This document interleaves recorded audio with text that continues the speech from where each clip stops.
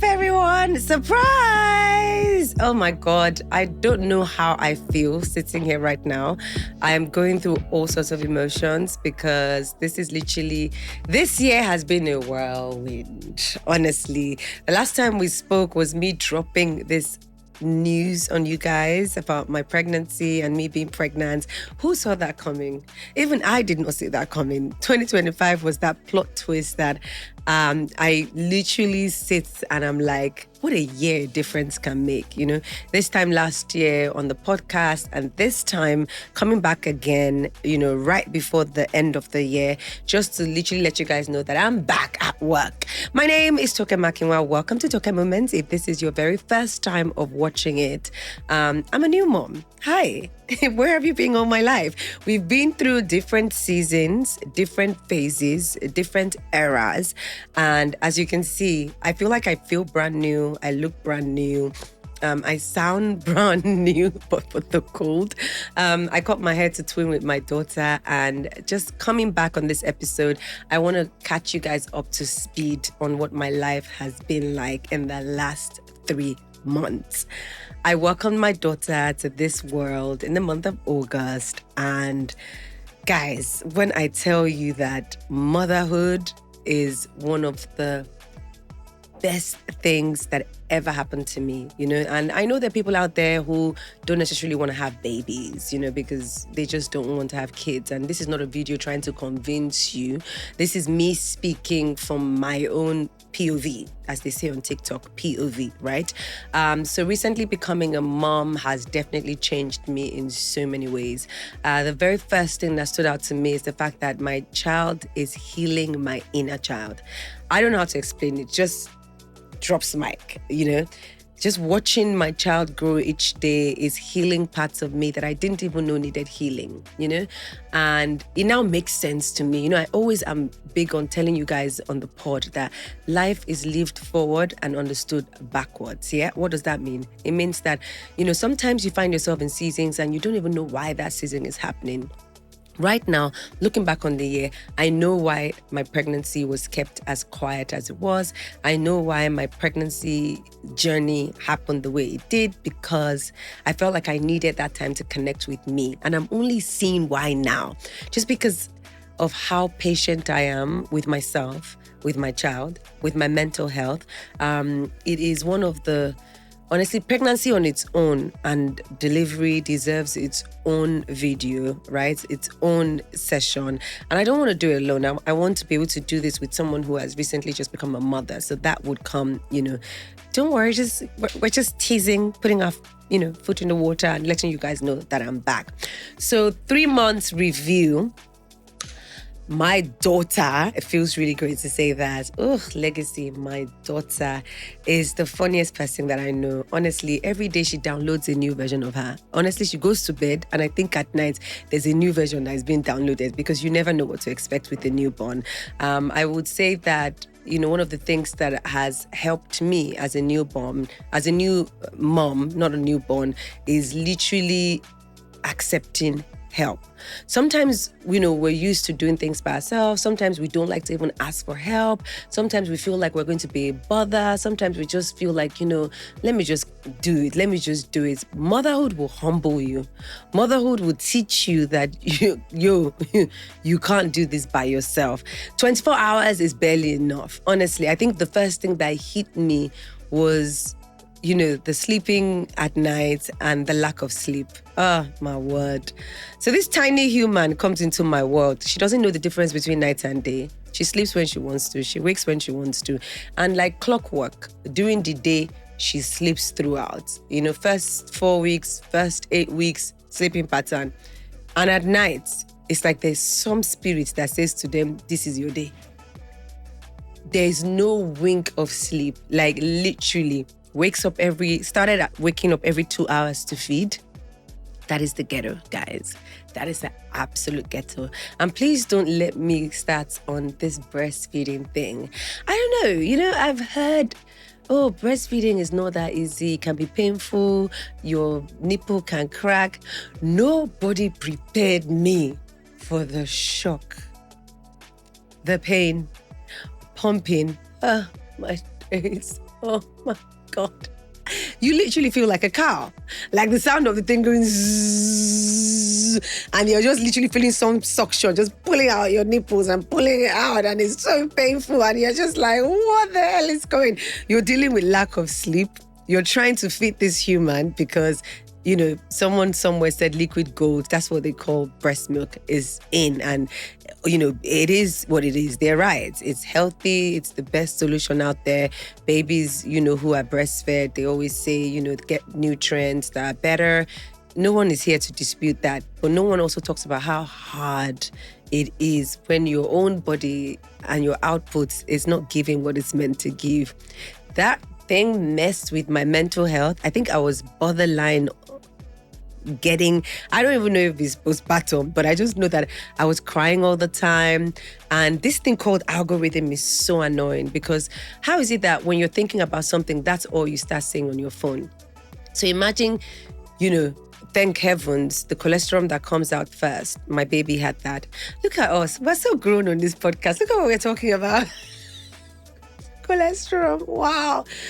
So she had that and all seemed like it was going well till I just realized that, you know, she didn't even have any issues latching. Now, guys, back. Nobody can tell me otherwise. That in itself is spiritual. How a newborn baby, when, you know, the baby's put on your chest, knows to reach for your boobs and knows that that is where food is coming out from, is like magic. It is absolutely magic. Like, who tells them that? How do they know? Like, they literally are lying there and you find them, you know, with their hands, and next thing, the baby just knows automatically that that is where food supply is supposed to come. That was one of the freakiest things that happened for me. And I thought, really? And luckily for me, she didn't really have any issues latching. I mean, the latch the first couple of hours and, you know, the next day was a bit not as solid, but she got a hang of it. I think what was most disturbing for me was just seeing how she would like suck and then you can see that she stops. So clearly I'm like, okay, see that the milk is coming out or she's tired, and then she falls asleep, and I found out that my output wasn't as great as it was supposed to. And then they now start with you, drink ogi. For those who are non-Nigerians, ogi is like pap, is made of corn, I think. Is it corn? And somehow it boosts milk supply, right? Greek yogurt, everything, and down to somebody telling me to drink palm wine. And I thought, is this not supposed to be alcoholic? Like, how is palm wine supposed to help? But allegedly, it helps with milk supply. Nothing. Absolutely nothing. They're like, you're not drinking enough water. You drink gallons of water. They're like, you're not resting enough. Sleep when the baby sleeps. It never works. They say that to you, but no one talks about how your heart is beating so fast and you're thinking, is she alive? Is he dead? Is he breathing? Standing beside that bed, just wondering, okay, am I okay? You're not going to find that sleep. Everyone's like, sleep when baby's sleeping. You need to sleep when baby's... And I heard that so many times, but I couldn't find the sleep because once I decide to sleep, something jolts me out. Is she breathing? And then you run to the bedside crib and then you just check. Once you see the belly rise and fall, then you're like, okay, let me try and sleep again. Something that you've not done comes to your mind. Or sometimes you spend the whole evening just watching your child. It's crazy. It's absolutely crazy. You're running on zero sleep. You're tired all the time. I'm not saying this to scare anyone out there because it is still the most beautiful, most rewarding, and most humbling in such a good way experience I've ever had in my life, honestly. So me just keeping it real is really not trying to scare you. I feel like you can feel happy and you can also say your truth side by side without one overriding the other. So please don't watch this video and think, oh my God, why would I want to do it? All she's talking about is just hectic. It is hectic. Your life is not going to be the same, but your life is going to be better. Honestly, I don't know how, but it just always works out itself. So yeah, back to you not sleeping regularly and then telling you sleep properly, eat this, eat that. And then I realized that even when I put to bed, I was losing weight.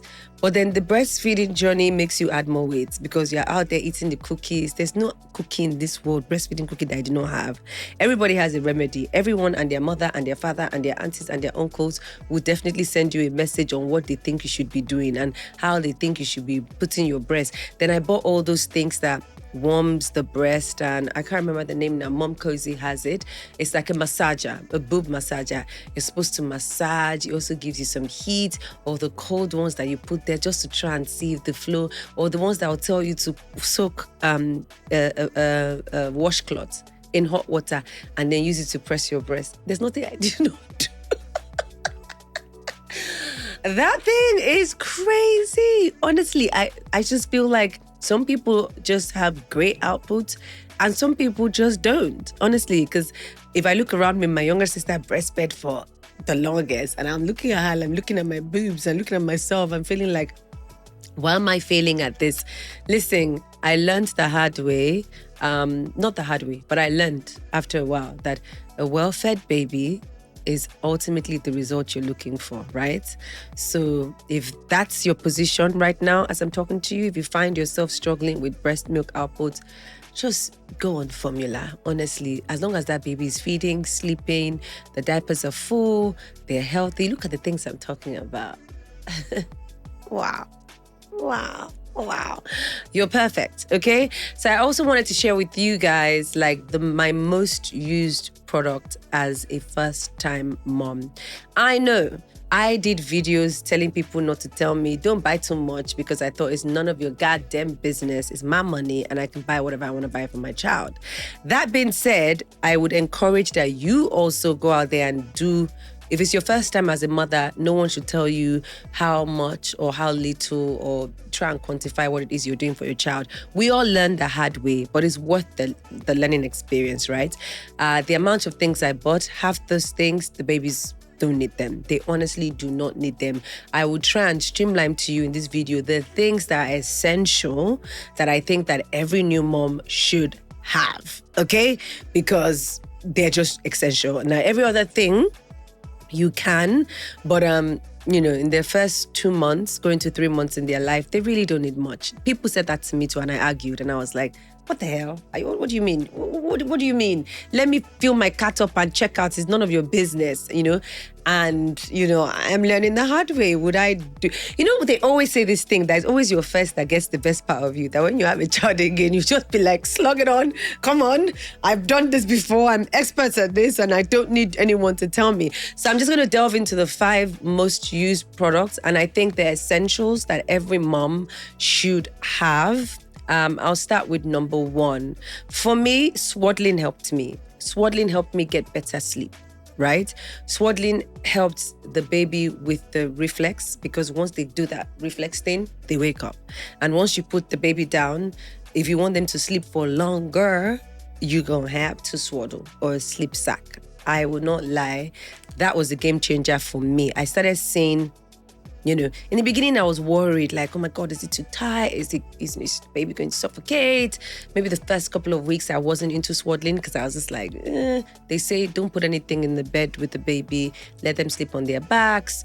No pillows, no extra blankets, because sudden infant death is real, and it really happens really fast, honestly. So the first couple of weeks, I wasn't big on that. I can't say that I gave birth today and I started swaddling my child that day. It took me maybe going into the 6 to 8 weeks. Then I was like, before I die from lack of sleep, I need to do something. And then I started, I saw it and I bought it. I mean, I bought a couple of things before and I used it one night and she slept for longer. Even if she was waking up to feed, it was just better. Like there was no reflex thing and there was no jumps and there was no startleness, and it was just, so get a solid swaddle or slip sack. I think that would help to make the difference. Sound machines, I cannot preach excessively about them. They are lifesavers too, because the sound the baby hears in the womb, it just transitions to real life. Those things saved me, helped and worked for me. Okay, and this is my personal essential that I'm sharing with you. I think that every mom should invest in one. They have the sound, like the sound of the womb. They have the wood sound. Like, it just helps the baby sleep better. I'm focusing on sleep in 2 points because honestly, a lot of people run on lack of sleep when they first give birth. It's real. You find yourself almost going crazy because you just can't sleep. So in order for you to be a better mom, I think that you should try to find time. I wouldn't say sleep when the baby sleeps like everybody told me, because that didn't work for me. But I'll say things that can help you so you guys can sleep together. So I've said the sound machine. I've said the swaddling, swaddle sacks, sleep sacks. You can check on Amazon. They have all of different, brands or whatever, and you can purchase one. I think it totally helps. So the third thing for me is essential. You see that flask, that bottle warmer? At 2 a.m. in the morning, you don't want to be stressed about how's the baby's food going to get warm. Bottle warmer for me was a lifesaver. You get a bottle warmer. If you want to do it the old-fashioned way, get a flask. Have hot water beside you 24/7, just beside your bed. You need it. Honestly, just warming the food in 2 seconds is quick, is fast, is effective. And what I learned is also kind of like not making the food when they're hungry. I used to make that mistake, right? Because you're so happy she's sleeping and the next thing, So I learned the hard way that if they're supposed to eat, you keep those apps. Those apps are essential, which is another thing I think every mother should. Huckleberry was what I used. Every mother should download those apps because you have to log in everything, because pregnancy brain is a thing. Trust me, you forget every single thing. So when you log it in that the next feed is in 2 hours, like 1 hour, 45 minutes, just start preparing the food. Just so that you have peace. That way they cry less, they're less cranky, they're feeding when they're ready to feed, and your life is just amazing.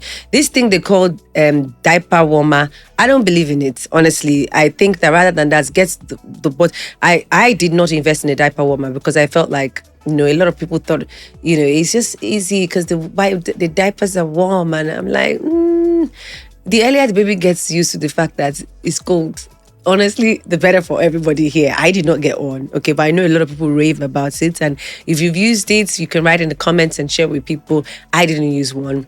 Another thing that I know that helped me, so I think I've given 3 right now. I gave the swaddle, the bottle warmer, the sound machine, right? Another thing that I would tell every mother to invest in is a thermometer. Honestly, you need thermometers, nose cleaners, all the shebang, all of those things, like nail cutter, it's a must-have for me. Their nails grow so fast. It's like we cut it 2 days ago. Why is it long again? They say it's a sign of feeding well, but that thing is annoying because if you don't cut it, they will scratch their faces and then you're going to be like, Nose sucker, there's I hate the one that comes with the thing that you suck out. I'd rather the battery one, the one that you charge and just put it in there and just suck it all out and it goes. I haven't been with my mouth mother, so I love my child, but I think I did it once. I was like, I think I've done it only once, and then I found this nose sucker thing on Amazon, and it's just life-changing. I just stick it, the tiny tube in there, press it, change the model, and boom, it just sucks everything. And she enjoys it, actually. She's calm when it's been done. Nail file, yes to that. Thermometer, you must have one on standby, just to constantly, frequently check their temperature. You have to log those things, okay? Because, when you're worried about, are they breathing? Are they alive? Is that the baby? Is that the baby? What am I doing? Is that the baby? Just check the temperature. I checked my baby's temperature every single day. That might be excessive, but I did that. And I think the last thing for me would be like skincare, right? For me, with my baby, I would say this, and it's my personal opinion, and it's also my personal preference.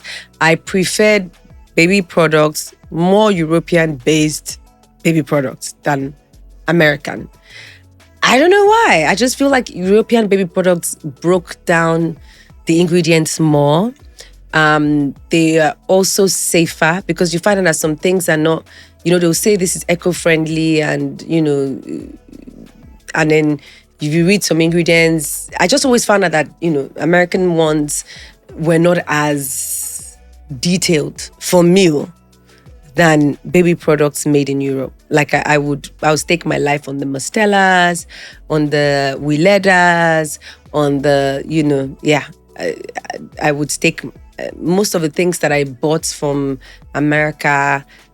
I just didn't get to use more. Okay, so those are like 5 things that I would stake, I'll tell every new mom out there to get, because it just makes your life easier and it just helps you transition.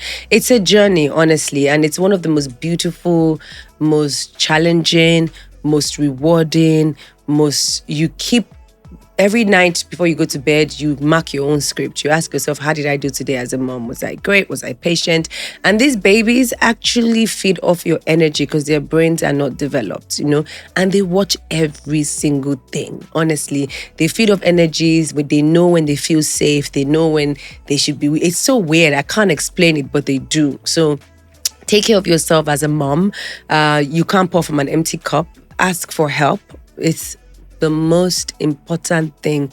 If you've got family, great. If you don't have family and you have a great support of friends, always lean on them, even if it's just 2 hours out of the house to wash your hair. Honestly, you underestimate what that would do to your mental state. Just by having, it was a night that my sisters and my friends organized a night out. And I kept thinking I didn't want to go because I was like, I'm tired. If I'm not working, catching up with work, I just want to sleep.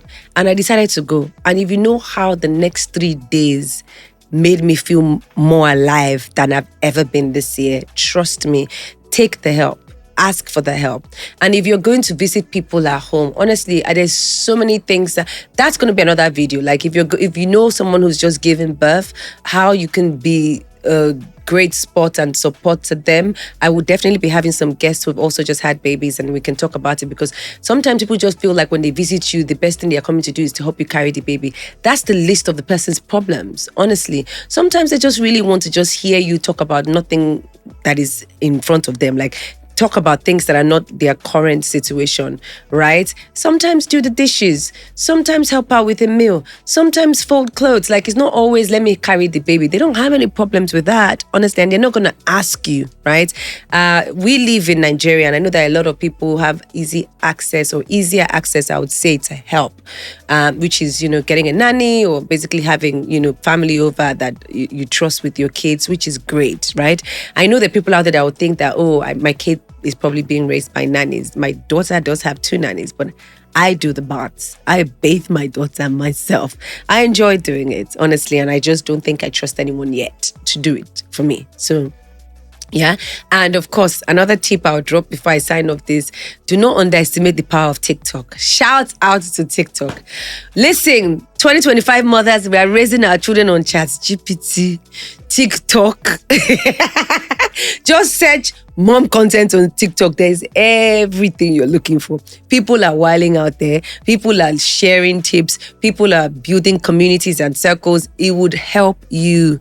Honestly, I cannot stress it enough. Social media, TikTok most especially, I think helped me in this. I'm still in the phase because my baby is only 3 months. And I know I promised you guys that she's definitely going to come on this show, which I will keep to. I promise you guys it's going to happen. I cannot wait for us to shoot a TokeMoments and I get to introduce you guys. I just want her to be slightly older so that it's not like I'm doing all the talking and all she's doing is cool. Okay, because that's what she does now, right? The milestone she's at right now, she's tracking a lot, she's smiling a lot, she's cuckooing and cacaing a lot, she's kicking a lot, kicking with her feet, and I'm like, this is a tiny feet that was kicking me in there. She's doing all of that a lot, and she's also very aware, so you find her just watching you. It's the funniest thing. Like, I can turn and I'll just see her just looking. She's just staring, like literally just aware of her surroundings, aware of where she is. And, it's the most humbling, as I said, and most rewarding journey I've ever embarked on. That girl has totally changed my life. She has. Honestly, it's just very beautiful. And for every TTC mom out there who is expecting or hoping that one day they get pregnant, they have their own children, they become mothers, I honestly wish it for you if that's what you wish for yourself, because I feel like there's no greater love. I thought I'd, been in love in my life. I thought I'd met people. I thought I'd experienced love, but there is no greater love. Honestly, she is even teaching me more about God. My daughter daughter is teaching me more about faith, because I look at her and I'm like, why am I doubting? She knows she's going to be fed in 3 hours. She doesn't care what kind of day you've had. When she wants you to carry her, all she does is cry and you pick her up, right?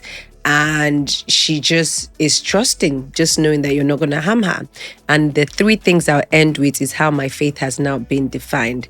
It's simple, it's trusting, and it's dependable. And I learned that from Yakira Eliana, my daughter. I've seen quite a number of questions people have asked me on Snapchat, and I know they watch this TokeMoments, so I'm going to answer just a few. Like, people have asked me, why Yakira Eliana? You know, how did I get the name? Funny story. So I thought I was having a boy. Always thought I was having a boy, because for some reason I would say I'm a boy mom. I'm not a girl mom, because I felt like girls, you have to worry about their hair, you have to do, dress up alike. They just are more time consuming than boys. And, I just thought having a boy was going to be easier. I've had so many friends who have boys, and I'm like, yeah, I was praying. The most better part of my pregnancy was spent praying and referring to the child as a boy. It's so wild. And I remember one evening I was writing down names. So I'm very, very fascinated by Hebrew names, like Jewish names, just Hebrew names, most especially like biblical names. Hebrew names have always I feel like when you hear a Hebrew name, it's a foretelling. It's like Yoruba names, right? She does have Yoruba names as well. It's a foretelling of the life of the person, right?